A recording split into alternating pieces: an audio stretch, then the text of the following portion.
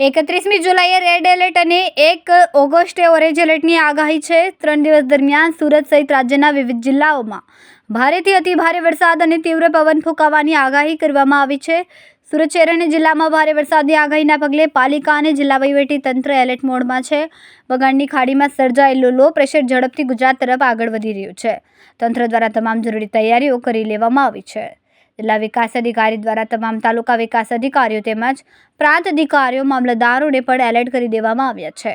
જિલ્લામાં જ્યાં પાણી ભરાવાની શક્યતા હોય તેવા નીચાણવાળા વિસ્તારોમાંથી નાગરિકોનું સ્થળાંતર કરવા સૂચનાઓ આપવામાં આવી। આ વખતે ભારે પવન અને વરસાદ પડવાની શક્યતા હોવાથી શહેર તેમજ નગરપાલિકાઓને જર્જરિત લૂઝ સ્ટ્રક્ચર્સ તેમજ હોર્ડિંગ્સ ઉતારી લેવા સૂચના અપાઈ। અનિવાર્ય સંજોગો સિવાય બિનજરૂરી ઘરની બહાર નીકળવાનું ટાળવા અપીલ કરવામાં આવી।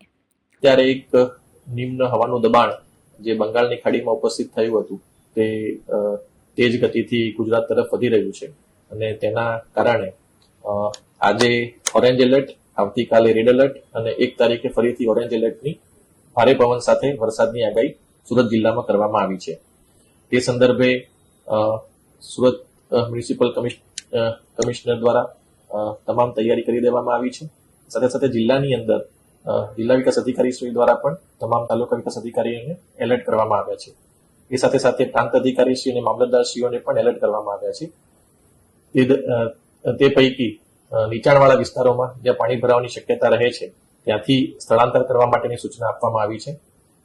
સાથે સાથે આ વખતે ભારે પવન પણ સાથે આવવાની શક્યતા છે, તેથી જેટલા પણ લૂઝ સ્ટ્રક્ચર્સ છે તેને પણ ઉતારી દેવા માટે, હોર્ડિંગ્સ ઉતારી દેવા માટે તમામ નગરપાલિકાઓને પણ જાણ કરવામાં આવી છે। મારી ખાસ એક વિનંતી પશુપાલકોને છે કે આપના પશુઓને આપ બાંધીને રાખો છો, જેથી જ્યારે વધારે વરસાદ આવે અને પાણી ભરાય તો તેવા સમયે તેને તણાવવાની શક્યતા રહે છે।